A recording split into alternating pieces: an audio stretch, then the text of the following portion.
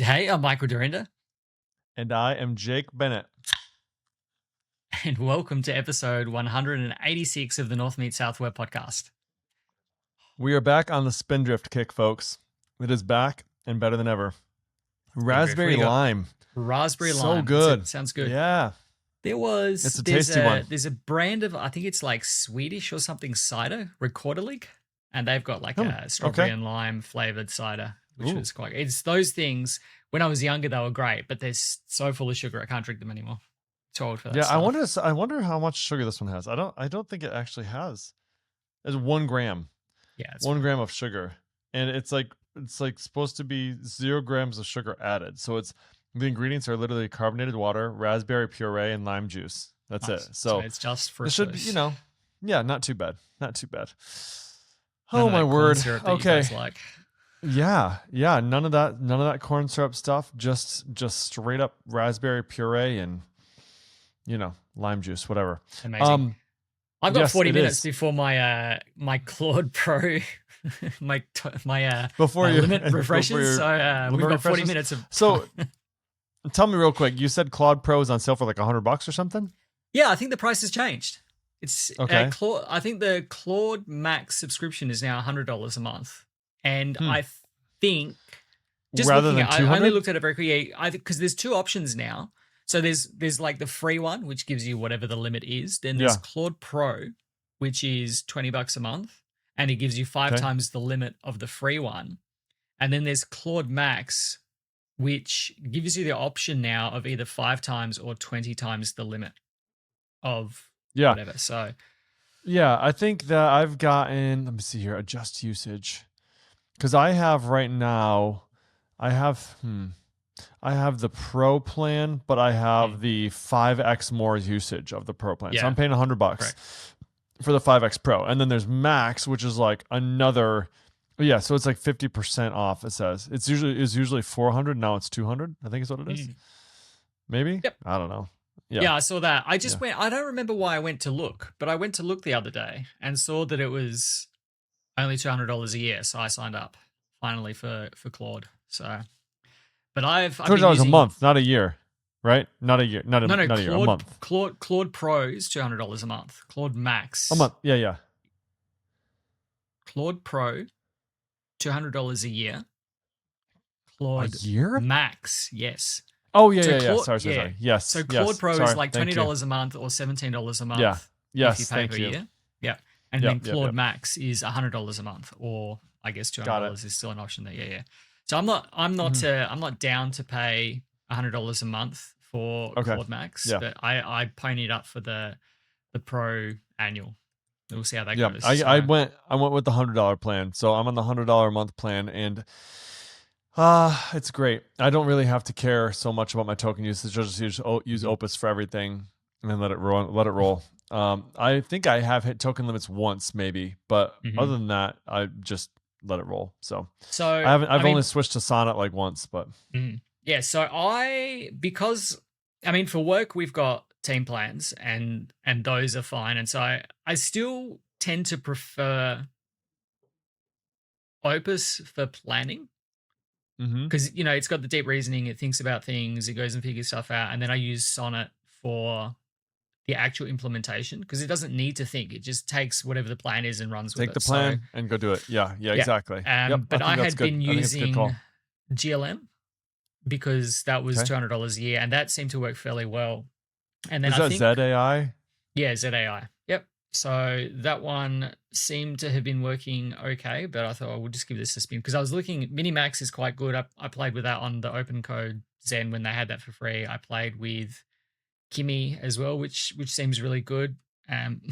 GLM seems to hallucinate into Chinese, like it shows you the thinking, and then it just starts spitting out Chinese characters or Mandarin or whatever it is. So that it's fine. It's just funny to see that every now and then. But I've been like multi-wielding. I've been doing Laracon things. I've been doing work things. I've been working on Arbor, which is in a very close. We should talk about Arbor to usage state. I've been using Claude. I've been using Opus and Sonnet. I've been using GLM. I've been using Kimi. I've been using AMP all of these things. I'm right into it now. Still haven't installed OpenClaw or Maltbot or ClaudeBot, Yeah, whatever I want whatever it okay, I is want to today. talk about OpenClaw as well. So like okay, so we want to talk about Arbor, we want to talk about OpenClaw. We have to be careful about And then I turning this want to into an talk AI about show as well. well, I mean, so here's the deal. It's like that's just kind of like what's happening right now. It doesn't have to Mm. be it's not an AI show. It's just like it's kind of like the most interesting thing that is going on right now. And Mhm. so I want to talk. We can briefly touch on those things, and then I can talk about a couple other things if you want to. But then I also want to talk about horseless carriages. Have we talked about this before? Horseless carriages. We have not. Okay, I want to talk about that too. That's a Okay, tease for so later in the show. It is indeed. Okay, so a couple things here. OpenClaw. So Mm. do you want to talk about OpenClaw or Arbor first? Now let's talk about OpenClaw. Let's not talk about me. Okay, yeah. So I saw Taylor post the other day that like, hey, Forge, you can now provision an OpenClaw thing, whatever. Mhm. So what is that? I don't even know what that is. I was gonna go look it up, and then I was like, I didn't have time. I was working that day. So So anyway, tell me about OpenClaw. OpenClaw was previously Maltbot, which was previously ClaudeBot. So Okay. I think the idea behind this is that it uses whatever model under the covers. So you set it Okay. up as like uses Telegram as a chat interface, so you can connect it to Oh, Slack, interesting. WhatsApp, Telegram. whatever. Okay.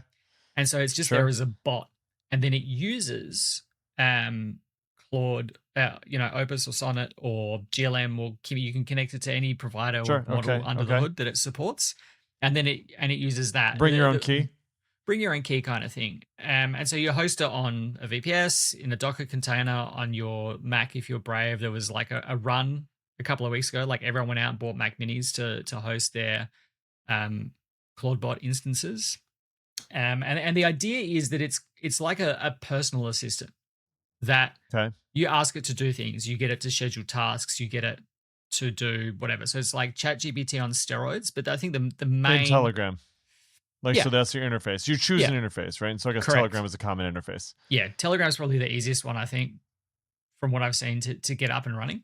And it's basically, Siri on steroids. Like if Siri actually works. Sorry to everyone whose home assistants I've just triggered there. So it's freaking true. Yeah. It's ridiculous. So you can get it to do whatever. You can, people have been hooking it up to their email accounts, their calendars, reminders, whatever, like all of this stuff that feels kind of scary. And like using NCPs? No, just like here are my username and password, here are my, keys, whatever, just giving it access to these different tools. So it's interesting. And people go, it's self-hosted, it's all local. I'm like, well, the bot software itself, the wrapper around it is self-hosted, but it's still shelling out, using the remote models. So it's not totally, yeah. It's not as self-hosted as you think. There's the ability. You're not running Olama. Yeah, there is the ability to host your own models, but I don't think most people are doing that. Right. Okay, but interesting. I would like to see. Like I would be interested to know kind of what people are doing with that. Yeah. Yeah, Jeffrey's got some videos up on Laracast about it. He's been talking about it.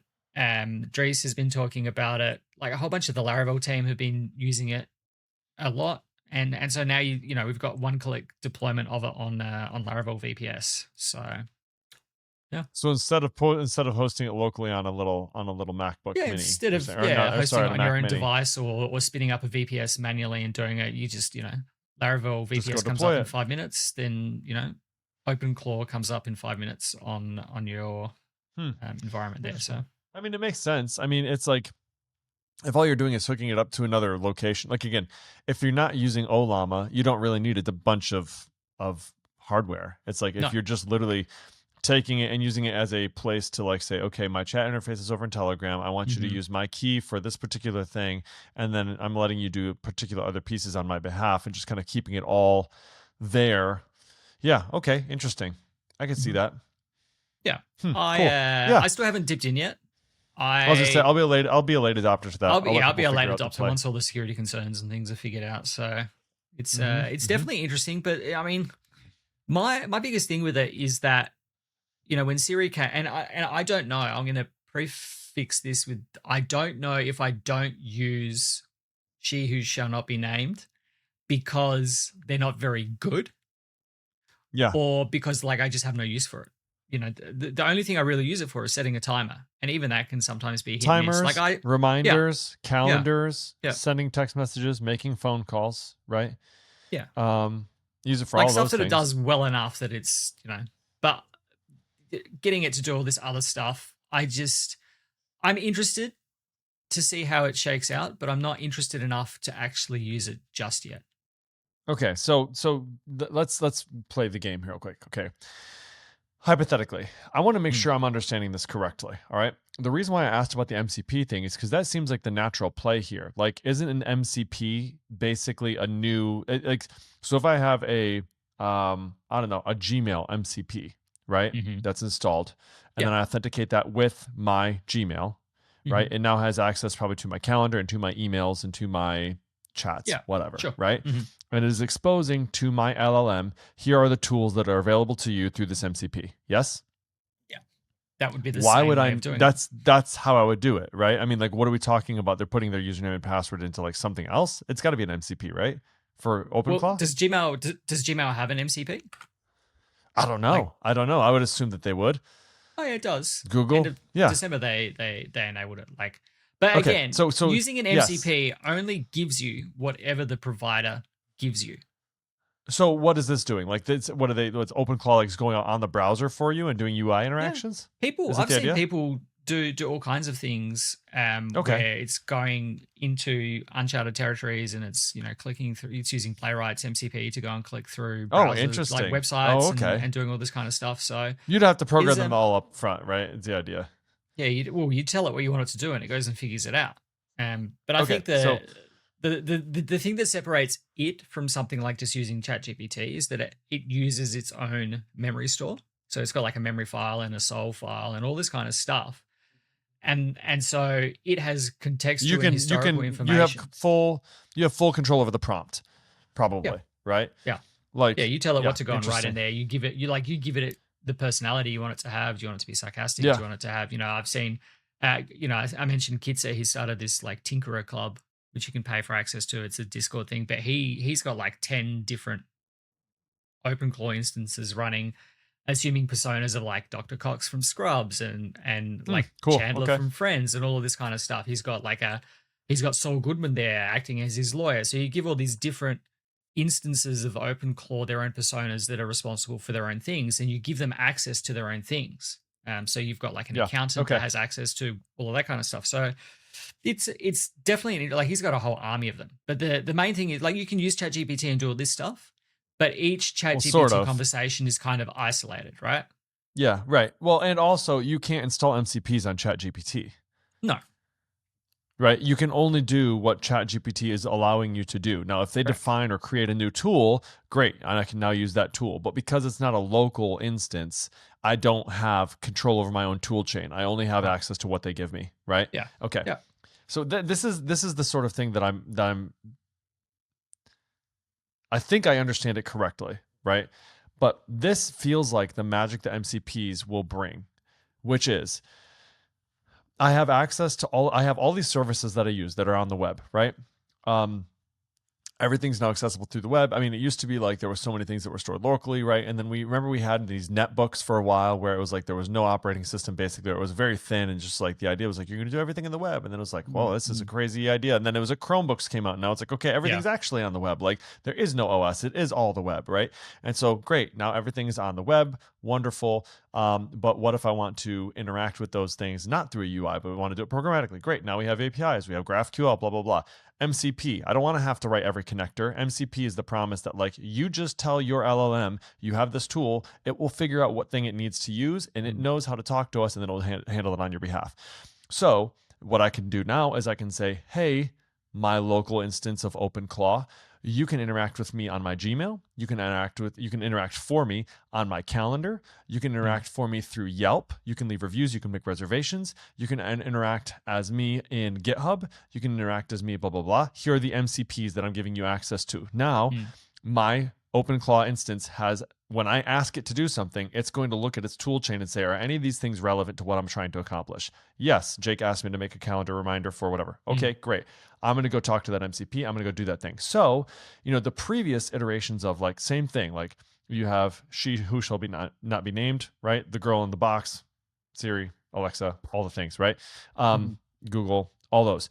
But the limitation that they had again was like there was no way to integrate that unless you were using the service. So if you're using Apple, fine, you can use their calendar reminders. If you're using Google, fine, you can use their stuff. But there was no way to do like cross stuff or to do Yelp stuff with using that assistant.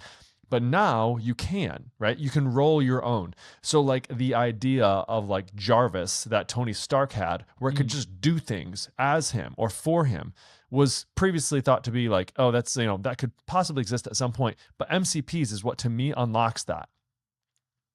Yes. I think. But the MCP still relies on the provider offering it. It does. It does. But like I rely on the provider giving me those tools anyway. Right. Like if it's not exposed through an API, there's no way it's going to be exposed through an MCP. So it's like, the full functionality is likely going to be available at some point through that MCP. Which means I don't have to write all the tooling for it. It's done. Like the LLM figures out the tooling, right? Yeah. So this is then where the difference comes from. So they've got the notion of Claw Hub, which is skills and plugins and things like that you can imbue with different things. So there is like a CalDAV for calendar, and it'll go off and then it knows how to deal with calendar. But it's got browser control. So OpenClaw can browse the web, it can fill forms, it can extract data from anything. That's super cool. So it doesn't need a Google skill might encapsulate this, but it's not talking to an MCP necessarily or using an API. It is going like it's using the open browser. Web. It's opening a browser. It's putting in your username and password, and it's going and logging in, and it's reading your emails, and it's doing things in there. So super cool. You have the full power of the web available to you at your fingertips. Yep, but it can post to Twitter, it can watch and transcribe YouTube videos for you. You can do all kinds of different stuff, which is interesting. But I'll let everyone else kind of figure it out and bring back. It's interesting watching Jeffrey's journey. He's tweeting about it, and he had it set up like a daily vocabulary challenge because he wants to learn new words and things like that. So very good. So he told it every day at some time, send me a new word of the day and tell me about it and how I would use it and whatever. And it decided one day to just text his wife instead. He sent the message to Jeffrey's wife and he goes, why did you do that? He set up a scheduled task to go and look on Reddit and Hacker News and Google and whatever else and look for people talking about Laracast and seeing if there's like anything negative out there and bringing back like a summary. And he tweeted yesterday that the summary that came back had like some story that OpenClaw had just made up, that it didn't exist. There was no link to it, completely fabricated it because these things are all designed to kind of be useful. That's their purpose in existence is to be useful. And so it didn't want to tell Jeffrey, I've got nothing to tell you. It just made something up. So because he sort of investigated it. He basically did a deposition with this thing. It was like, why did you do that? And it's like, well, because I wanted to be useful. And like, I already, I was trying to regain trust from like this mess up I made yesterday. And so I didn't want to like give you a bad news that I don't actually have any information. So I just made something up to make you happy. Yeah. And that's crazy. Yeah, so it's definitely crazy. I know that Simon Vrashliotis has been using it to build out a tool to help him. So he's filming AAU basketball games up on the North Coast where he lives. And so he's taking all of the clips, throwing it in a folder, and he had OpenClaw build a native Swift app that would go through and it would pluck, stills from the thing that you can scrub through to see, what happened. It then looks at the audio and figures out if there's any peaks in there to kind of figure out, was there some play that got everyone excited? Was there, and then it goes and figures out, okay, groups it by team, looks at the color of the uniforms. Okay, these are orange, this is blue, and does all this kind of stuff for him. That he's built this. He's just asked OpenClaw to go out and do it, and it's gone out and done it. So there's definitely time and place to do it. I think having it in Telegram that you could just message it from anywhere and off it goes and does whatever is kind of cool. He's given it his own, like, he's given OpenClaw its own GitHub user account, and it goes and just creates repositories and shares all this kind of stuff in there. So it's isolated and can't be destructive to Simon's things, but it has access to, push code and have it reviewed and things like that. So there are definitely lots of interesting things that can be done with it, but lots of interesting as in, I don't know that I would do that kind of things that people are doing with it. So I'll let other people figure out the rough edges in the meantime. But there's, for me, being fairly late to this, but at least on board now, I'm okay opening up Ghosty and firing up open code and just typing in there, like, go and do this thing. I'm okay going to ChatGPT and doing stuff in there. So it's interesting times for sure. Yeah, it is. It's awesome. I'm here for it. I've had some friends recently be like, man, I would go back to pre-AI stuff if I could. I'm like, you guys are crazy. Yeah. That is absolutely crazy. It definitely enables. I think I would not want to do that. Yeah. It's like a power tool. Yes. I think still the biggest issue with it is, like, you can do so much more, so much faster, but in a corporate environment, we still have responsibilities and we still, compliance, quality, maintainability, there's all of that kind of stuff. And because it can write a lot of code very quickly, in a couple of minutes, lots of stuff happens, but you still need to go and spend half an hour, whatever, reviewing it, going back and forth, refining, et cetera, et cetera. And so and that's kind of where I'm at with my guys too, is it's like, listen, here's the deal. The AI is helping to write some of this stuff. You really have no excuse for not making this code really beautiful, and very clean, because it's getting you all the rough stuff out of the, the stuff that you used to have to do to sort of get the first version out of the way is done. It's already doing that. It's writing the tests for you, for goodness sakes. So now just go refactor the code and make it look really nice and make it feel maintainable, or not feel maintainable, make it maintainable, right? It's already got the for each statements in there. Now go use a collection. Now go, don't just be lazy about it. Take the time to actually go through, and now you get to be the senior developer. You need to be you're the one who's coming behind. This is not just save you time so you can go play Counter-Strike or whatever. Right. It's like, actually go through and Anyway, okay, there's that. Arbor. Let's talk about Arbor quickly, and then we're going to talk horseless carriages. All right. Yeah. Arbor. I've just put some finishing touches on it before we jumped on the call, and we're going to start using it at work for managing our work trees. It took a little bit longer. So tell us what it is. Yeah, tell us what it is. Arbor is like a work tree management tool that kind of sits on top of Git and kind of provides the ability to clone down repositories and set them up in such a way that you can defer to your agents to then work on multiple branches and different features and fixes simultaneously. Work trees. We talked a little about work trees last time, right? So this is just a work tree management tool for you to be able to spawn off multiple agents at the same time to go work on parallel features. So there's two ways of doing this. You can clone down the repository into different directories multiple times. Totally valid. Nice and easy. Stay with what you know.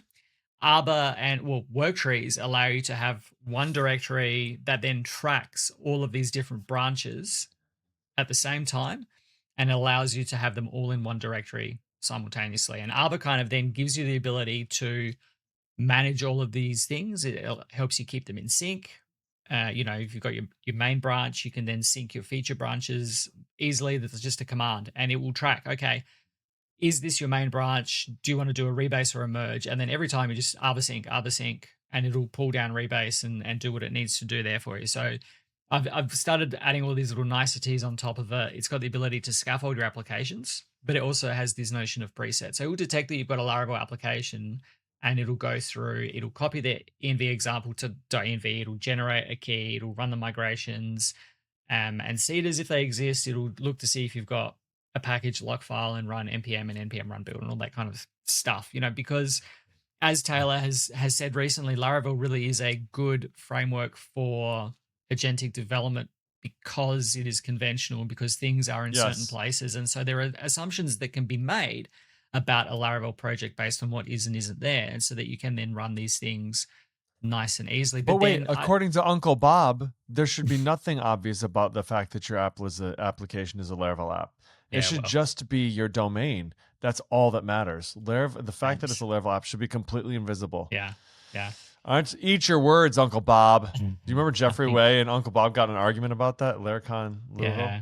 I think this is never going to make it to Uncle Bob's ears, so I don't care. But no, it's fine. It's I think it's possibly that he has maybe had his time in the sun and development is moved significantly. But yeah, so it's it knows the default things, but then for our application, we've got multiple databases. So from the preset, we can then go, okay, go and create these extra databases, go and seed these extra databases, go and write these extra environment variables. I've got it hooked up to 1Password, so it'll go and inject all of the credentials out of 1Password into the env file. So basically, this scaffold process, because we've got so much to do and we build our assets for multiple UIs and all of this kind of stuff, it takes 2 minutes.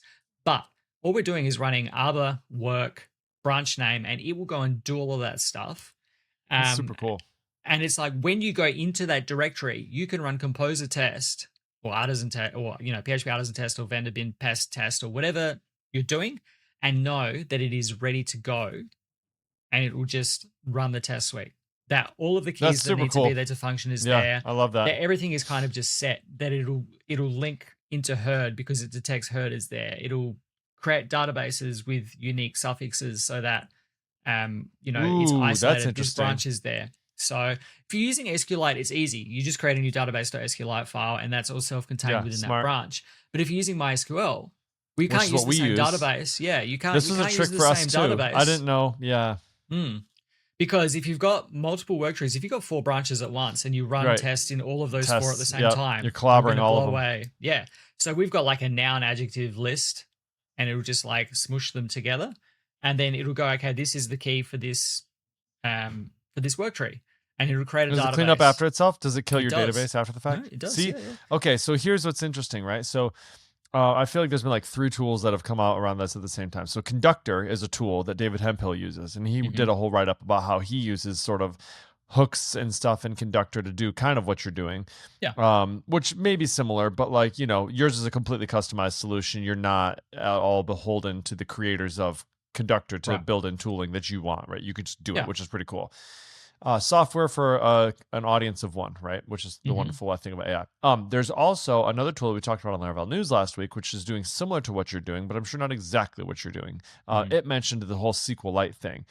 MySQL is a very interesting wrinkle, and I love that you're doing that. So super cool. All right, interested to see Arbor. I think that's really neat. Yeah. And so I was. let's it's check that one out. I think I've got it to like version 0.9.1, and so. Did you see Parfait, by the way? I'm being ADD right now. Did you see Parfait? Parfait's. I saw it. Len Woodard? Yes, Len. Yeah. He reached out to me. Like I did the TUI thing that he's been building. Yeah. With Arbor? I did. I'm saying like I wonder if that would be helpful with Arbor. Yeah. So I've got a. I mean, it's on GitHub now.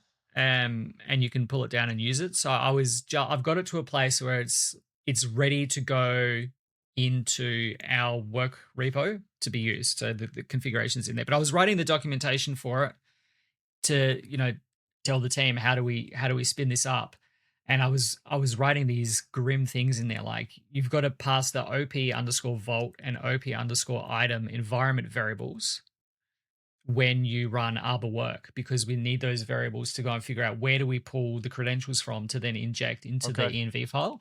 I'm like, yeah, sure. No, that's not good developer experience. I shouldn't have to tell it and people have to remember it. So then I went and I said to Claude, hey, let's put some pre-flight scaffolding steps in here with conditions that like these environment variables need to exist. This environment file needs to exist. And so did that, build it all out. So got that all done, rewrote the documentation again, and then realized if you go install and you don't pass the flags to it, it doesn't actually set the version properly, and it doesn't set the commit and all those kinds of things. So I'm like, okay, how do we get this running in Brew? So it'll be available in Brew, which then involved creating like an organization to put it in and figuring out how to set up a homebrew tap, which of course Claude made all of this very easy because I just asked it what I wanted to do, and it told me, go and create a key here, call it this. What did you write it in? Was it Go or something, or what did you write it in? Arbor is written in Go. The homebrew stuff is Ruby based. So Yeah, but Okay. it's gone and done all this, and then it's gone and created a GitHub workflow. So when a release is published, it'll go and like pull down all of the binary information, all of the checksums. It'll go and update this homebrew tap thing, and then you can just do a homebrew update or upgrade, whichever it is, and it'll pull down the new version. So That's super excited cool. to get that going. And like, and now the Codex desktop app comes out, has worktree support, or Conductor exists. Like there's all of these things that I'm like, no one will use this except me at work, which is fine. But it was just a fun experience. As I said, when I published the video about it last week, or the week before, it was less about making something that I expected the world, quote unquote, to use, and more about learning how to use AI to get it to do something that I think is of a decent quality from a software perspective, without actually knowing the language that it was written in. Like I wouldn't have written this in Go, but I could read the Go that was being written to understand what it was doing, and then learning to use different tools to kind of validate the idiomatic practices that were being implemented, that it was, consistent with itself, and that kind of, it was more a learning process of how do I build this using what's available as AI tooling, more so than building a tool for managing work trees. So yeah, makes sense. I get it. I love that. It's there now. So yeah, after we finish recording, when my lunch break is over, it will my Claude limit for the 5-hour period will have reset, and I'll be able to finish that off. Love it. Okay, we are at 32 minutes, so we've got a couple minutes left here. Not very much time. All right. Tell me about the cart and the horse. Horseless carriages. All right, so this is an article. I might have referenced this at some point, but it was basically talking about this idea of, let me just see if I can pull it up. Horseless carriages. I just did this today. There it is. AI horseless carriages. Okay. Here is sort of, let me see here. Yep, Peter Kumin. Okay. All right. So here is what he said. Whenever new technology is invented, the first tools built with it inevitably fail because they mimic the old way of doing things. Horseless carriages refer to that early motor car design that borrowed really heavily from horse-drawn carriages that preceded them. So they have an example in the picture of this carriage, this massive wheel with like basically the steam coal, engine on the back of it. The brokenness of the design was invisible to everyone at the time and laughably obvious after the fact. Imagine living in 1806 and riding on one of these for the first time. Even if the wooden frame held together long enough to get you where you were going, the wooden seats and lack of suspension would have made the ride unbearable. You'd think, there's no way I would choose an engine over a horse, and you would have been right, at least until the automobile was invented. I suspect we're living through a similar period with AI applications. Many of them are infuriatingly useless in the same way that Gmail's Gemini integration is. The old world thinking that gave us the original horseless carriage was swapping a horse out for an engine without redesigning the vehicle to handle higher speeds. What is the old world thinking constraining these AI apps? Okay, so he goes through and he says, this is how we've been doing it, right? We write a program, and then we basically say, how can we slap AI on top of this to make it better, right? And that's essentially the horseless carriage. And we've been trying to do this, I think, at work. So what we've been trying to do is we've been trying to take our data entry process for some of our claims and say, how can we speed this up, make this better using AI? And what we've been doing is essentially trying to use AI to do almost like OCR extraction, which is fine, but like with OCR extraction, you kind of only have like it's either accurate or it's not accurate. That's it. That's what you get, right? You can't like it's either right or wrong. It's either 100% or 0%. There's no real in between. And so that's what we've been trying to do, but it's been difficult and sort of frustrating because it's like, okay, well, unless we can get it to a really high percentage of accuracy, we can't really use it because it's just got to be accurate. So the trick for me was thinking like, okay, is this a horseless carriage design? We're taking what used to be like a just simple screen where people can enter in data and saying we're going to pre-fill that data with the AI. Instead, what I think we need to do is essentially redesign the user interface to say no longer is that the case. What we're going to do instead is we're going to say AI is really good at categorizing documentation and making guesses at what party it thinks these particular locations are referencing. So like, hey, here's an address block. Do you think this is claimant 1, claimant 2, or is this an insured party? We think it's claimant 1. Do you agree? Yes. Okay. If you agree, well, now what it's going to do is it's not going to make you fill that information into those fields. It already knows what the names of those fields are and how to fill them in. So it just fills them in. Now, was it accurate 100% at the start? No, but it doesn't have to be, because the human is really good at recognizing, oh, in the context of this document here, I can see this is an estimate. This is definitely going to be the insured party. Click insured. They know that, right? The system probably even knows that. And if it gets enough thumbs up in a row, it can stop even prompting and say, I'm 99% sure this is the insured party because you've told me it is. Every time it's been on an estimate and it's been this way, it's the insured party. I'm not even going to ask you anymore. I'm 100% sure on this one. However, there are these other two. And how do we now use what AI is giving us to be able to create new user interfaces that allow it to do what it's really good at, and then allow the humans to do what it's really good at? So instead of just slapping it all into there, and then now you have no differentiation between like, well, what did the AI fill in? What was just part of OCR previously? What did somebody else fill in before I did? I don't know. I have to go parse through that information and just go look through the docs myself anyway to confirm it. No, we're not going to do that. We're going to grab the section of the page, we're going to show it to you, and we're going to ask you to tell us which one it is, and or if you agree with our suggestion or not. And then after you click that, it does all the manual labor that you would have had to do before of filling all that in. And now instead of taking 3 minutes to load a claim, it takes 15 seconds because you're just clicking through yes, no, or whatever, right? Yeah. So I think this is an interesting thing. I think as we're all pursuing this idea of like, how can we use AI effectively? I really do think we have to sort of reinvent it a bit. Like, what are the things that we're trying to slap it onto that it's like, okay, rethink how the process could be done if you had this when you were first designing it. You know what I mean? And so anyway, it's a really interesting read, and he has some really good examples of how he would design Gmail if he was starting over. Right? This Gemini integration, instead of it just being like, hey, we'll do this for you, it's how could you use it effectively to help the user. One of the things that he brought up that was really interesting is that the pre-prompting for Gemini is fixed. So if you tell it to write an email for you, you can't imbue it with any of your personality or any of your preferences. Really, it's sort of pre-programmed already for you. So what his suggestion was on that is it would be really nice if I, as a user, could write my own prompt to say, I'm a 34-year-old guy with like 2 kids and a wife. I enjoy this type of thing. I've been working in this environment for like 10 years. I'm experienced. I'm a professional. My emails will commonly have misspellings, and that's okay. I don't care. It doesn't really matter. And I'm okay with the misspellings because I'd rather save the time. My emails are terse, but they're not rude, right? Whatever. Okay, now with that context, my daughter is sick. I can't come in today. Tell my boss. Okay, well, that puts out a much different response than if it just uses Gemini's default prompting, right? And so this idea was, hey, I need to be able to write my own prompt, and you can't currently do that in Gemini, in the Gemini integration. So anyway, it's an interesting article. I would suggest reading it, and it's really helpful. And I've just been thinking about it a lot. So I'll let you know how it goes. Yeah, cool. Our Andy Hinkle on our side has been the genius behind building this integration on our data entry product. It's super cool, the stuff that he's doing. It's unbelievable. I don't understand half of it. Every couple days, he's telling me about these new breakthroughs that he's had, and it's really fun. So yeah, I'll definitely keep you updated with our progress and kind of how we're going on it. But it's been fun. Cool. All right, I like it. Sounds like a good place to wrap. All right. I agree. Tell me the episode number, Michael. What are we on? 186. 186, folks.